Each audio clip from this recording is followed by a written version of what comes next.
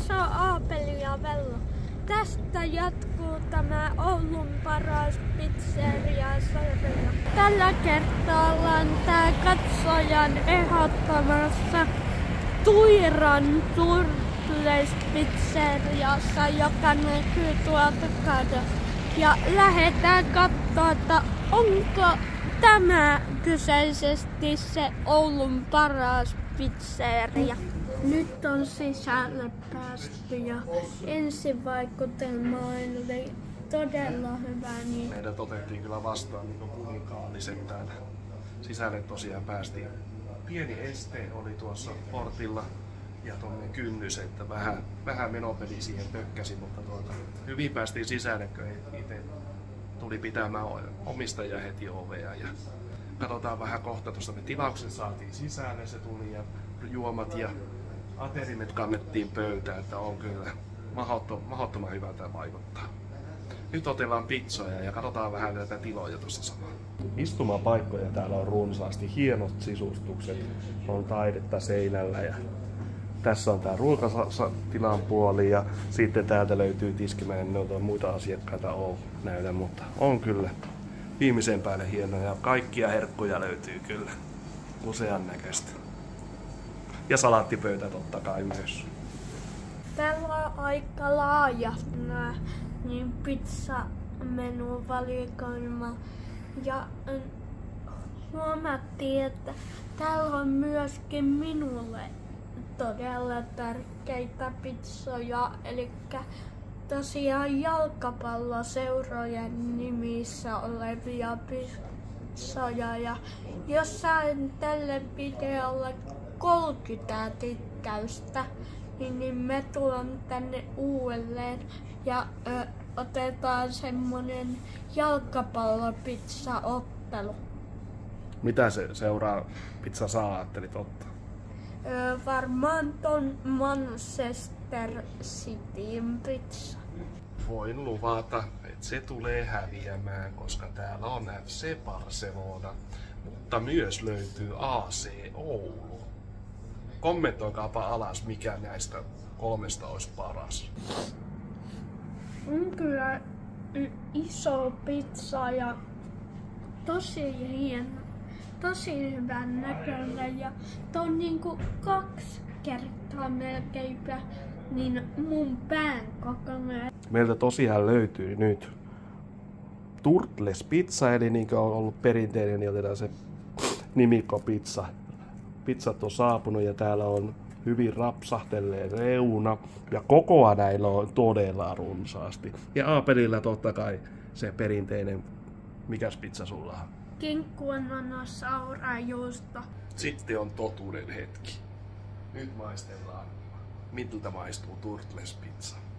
Otetaanko ensin tuota kinkku, ananas, aurajuustoa? Joo, tätä on silti, että pidetään jännitystä yllä.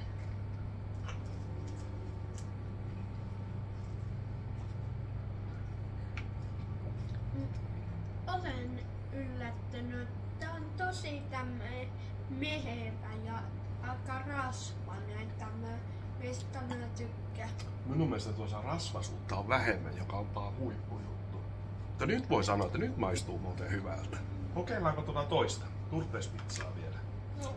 Pohjat molemmissa on kauttaaltaan ohuet ja tuosta vähän näkeekin, kun tarkentaisi. Hyvin paistettu. Reunat näyttäisi olevan kasvamiset rapsakat. Miltä maistuu Turtles pizza Turtles pizzeriassa?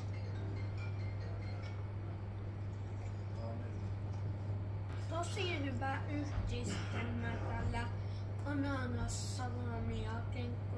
Toimii mun mielestä hyvin yhdistelmä, että mun mielestä on todella hyvää pizzaa.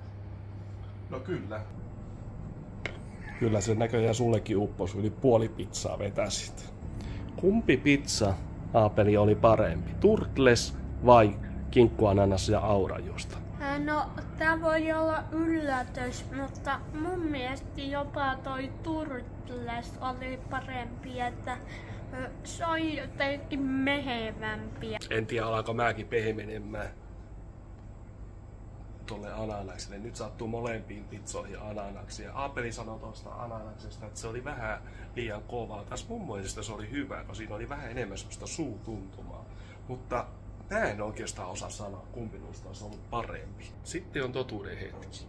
Arvostelu ja pisteiden anto. Nyt ollaan vähän mukautettu tätä pisteiden antotapaa. Ei ihan niin monimutkainen kuin viimeksi. Eli mahdollisuus on 10 pisteeseen. Puolet pisteistä tulee tilasta, asiakaspalvelusta ja kauanko meni aikaa. Ja sitten minkälainen menu täällä kokonaisuudessaan on. Ja toiset 5 pistettä on mahdollisuus saada siitä itse pizzasta. Ja siihen vaikuttaa totta kai koko, ulkonäkö ja ennen kaikkea se maku. Minkälaiset pisteet Aapeli antaa?